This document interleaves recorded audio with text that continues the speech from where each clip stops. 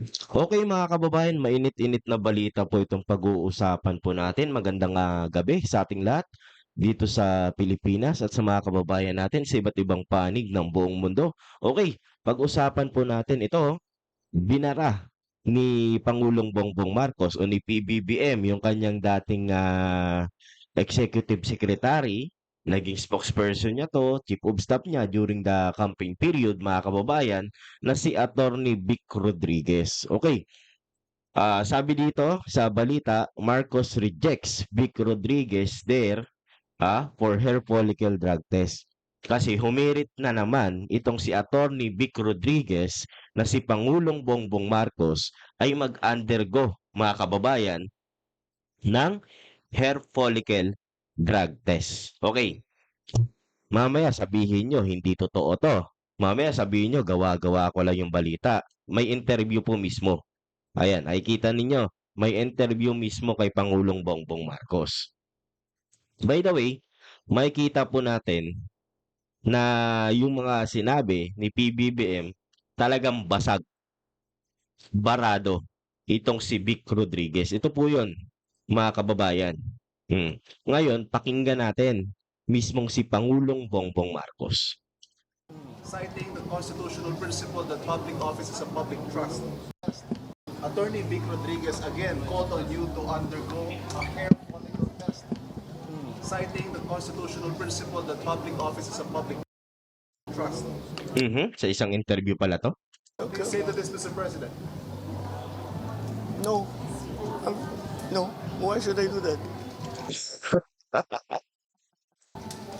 That's what they say. Public trust, public office, public has nothing to do with a follicle test, please.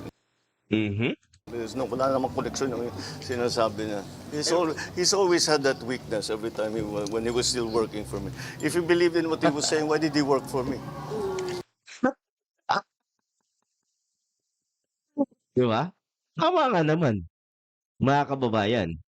In the first place, kung itong si Attorney Vic Rodriguez, ito mga kababayan tama naman po yung pambabara ni Pangulo. Tama yung sinabi ni PBBM.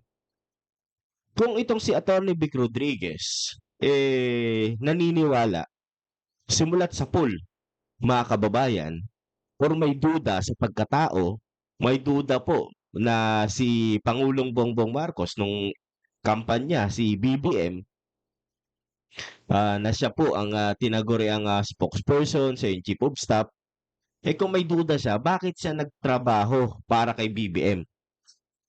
'Di ba? Ang hirap naman mga kababayan na kung saan ikaw ay may agam-agam sa personality, may agam-agam ka, may duda ka sa boss mo, sa pinagtatrabahuan mo. Ano 'yon? Nagtatrabaho ka lang para bumango yung pangalan mo, sumikat ka, kumbaga puwede kang maki-ride on sa kanyang popularity dahil hindi ka namang kilala. Gano'n po ba 'yun mga kababayan? 'Di ba? Kasi siyempre Marcos kilalang-kilala 'yan. Kahit saang lupalop ng Pilipinas 'pag sinabi mong Marcos, mula sa tatay hanggang sa anak, talagang kilala 'yan. Pero 'pag tinanong mo, Vic Rodriguez, kilala ba 'yan ng mga Pilipino? Hindi. Hindi 'yan kilala mga kababayan. Ngayon, yung sa sinabi ni Pangulong Bongbong Marcos, dati nag-ano na siya sa'kin, nagtrabaho pa 'yan sa'kin. Kung noon may duda siya, 'di ba? Bakit nagtrabaho siya? Oh, kasi mga kababayan, ito nakikita ninyo 'yan? Way back po 2021, naalala ninyo yung matinding mga ano ni ex-President Duterte? Mga parinig niya, mga pahaging niya, na merong ano diyan, presidential candidate, may frontrunner pa nga, ang lakas. Kilala ang pangalan, weak leader 'yan, nagko-coke. Ngayon, ayun nakita niyo yung hawak niya diyan? Abogado siya mga kababayan, tapos yan hawak niya, pinasa niya yan sa National Bureau of Investigation. Noong November 23 po ito na-publish ng 2021. Daniel Manalastas ng PTV. Ayan abogado siya, 'di ba? Siyempre mae-examine niya naman kung legit, ha? Mai-examine niya mga kababayan, kung tama, kung totoo yung test result na 'to. Nag-undergo na 'yan sa hearing po ng Senado, 'di ba, yung PDEA leaks. Ngayon mga kababayan, nakausap po dun yung mga taga St. Luke's sa BGC, Bonifacio Global City sa Taguig, taga St. Luke's po. Kasi si Pangulong Bongbong Marcos yung nag-ano sa kanya, nag-facilitate ng kanyang test para po diyan, cocaine po kasi yung ano niyan, yung, drug test ni PBBM diyan, yung mismo nag-facilitate, nag-oversee ng kanyang drug test, may mga nagawa na rin pala ng drug test mga kababayan, same procedure, same method na ano, ng mga elected official. Way back 2016 may mga congressman yata, mga kababayan, na same na nag-conduct ng drug test kay Pangulong Bongbong Marcos o kay BBM way back 2021. Same person. Dati sir, ginawa na namin yan, ganito ganyan. May mga ano, nagamit na natin yung mga materials na yan way back to 2022, 2023. So, kung may duda, itong si dating Executive Secretary Vic Rodriguez na ngayon po'y tumatakbo bilang senador po natin. Nakakatawa lang, no, mga kababayan. Sir, focus ka na lang sa mga platform of government mo, sa mga plataforma mo. Focus ka na lang sa pagpapabango sa pangalan mo kasi parang sa top 20, top 25 hindi pumapasok yung pangalan mo, 'di ba? Adapted ba siya sa lineup ng PDP Laban? Adapted na ba? Parang hindi ko pa yata nakita yung pangalan niya o mukha niya doon. Kahapon meron silang ano, 'di ba? Gathering mga kababayan.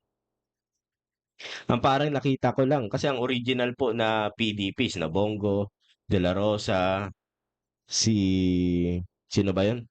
Sina Lambino, then adapted nila sina Marcoleta, si Pastor Apollo Kibuloy, si Jimmy Bundok, 'di ba? Parang 'yun yung adapted. I don't know dito kay ano, kay Vic Rodriguez o 'yun si Philip Salvador kanila. I don't know sa kanya kung adapted ba nila. Siguro sir, focus ka na lang sa kampanya mo, focus ka na lang sa pagpapakilala, pagpapabango pa sa pangalan mo. Hindi yung sasabayan mo pa yung trend, pangalan pa rin ni PBBM, ni Pangulong Bongbong Marcos, yung dinadala mo, binabanatan mo para lang madala ka sa kasikatan.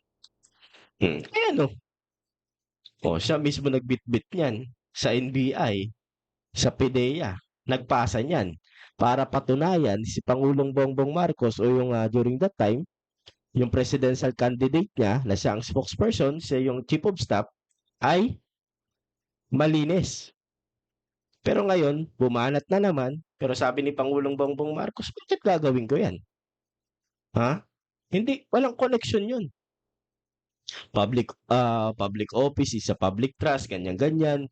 Dapat daw mag-undergo ng hair follicle, drug test. Ito, tanong natin. Ngayon, alam natin na sa kampo ka ni ex-President Duterte. Dati china-challenge po ni Senator Antonio Trillanes na ngayon tumatakbong mayor ng Caloocan. Yan si ex-President Duterte or during his term as president. Ano sabi ng mga tagapagsalita ni Duterte, ni Digong that time? Elected official yan, ganito ganyan. Hindi mo pwede utusan yan basta-basta. 'Di ba? Same thing. Ngayon, 'di ba? Dati china-challenge si ngayon china-challenge si PBBM, which is noon pala dati may challenge na rin kay ex-President Duterte which is hindi niya rin naman ginawa. So, prerogative ng presidente kung gagawin niya yan, kung susundin niya. Tulad ng sinabi ni Attorney Larry Gadon or Secretary Larry Gadon ng ating Office of the Presidential Advisor for Poverty Alleviation,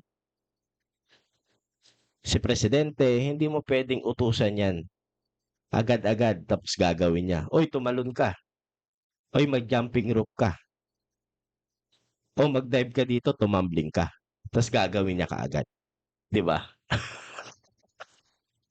So malinaw po, binara ni Pangulong Bongbong Marcos ang kanyang dating executive secretary, naging tagapagsalita niya, naging chief of staff niya, na si Attorney Vic Rodriguez. 'Di ba? Napakalinaw niyan, mga kababayan.